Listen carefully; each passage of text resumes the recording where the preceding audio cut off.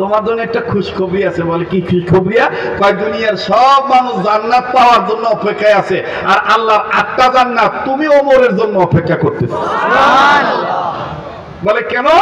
বলে তুমি কোরআন শরীফ জোরে জোরে পড়ো, এই জন্য।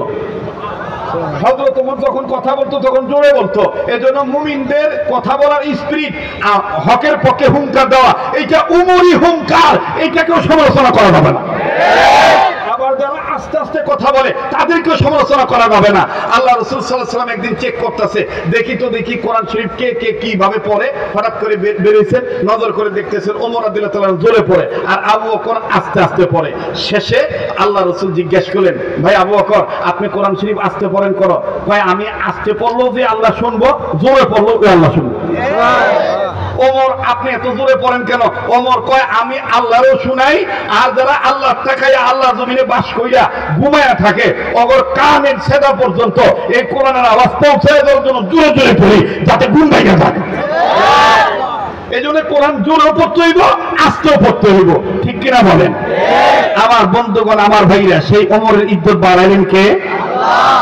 এখন বলেন তো দেখি, আমরা কোরআনের পক্ষে থাকলে আমাদের দাম বাড়বে না কমবে? কারা কারা দাম বাড়ানোর পক্ষে আছেন একটু হাত তুলে দেখান তো দেখি। নারায়ে তাকবীর, নারায়ে তাকবীর। এবার আমি টেস্ট করে দেখি, জুমার রাত্র রবিউল আউয়াল মাসে, এটা আমি দেখবার চাই। বলেন কোরআন শরীফ কয় পারা? 30 পারা।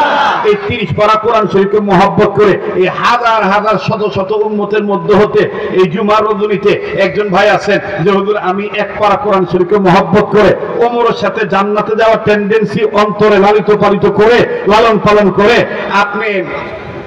আপনি নায়েবে রাসূল ওলামার হাতে হাত রেখে 1 পারা কোরআনের পক্ষে আমি 1000 টাকা আমি দিচ্ছি, আপনি আমার মা বাবার জন্য দোয়া করবেন। আছেন এই শত শত হাজার হাজার গোলামদের মধ্যে কেমন আছেন দেখি তো ভাইজা, তাহলে বুঝুন যাইব কেমনে দাম বাড়াই বাচ্চা।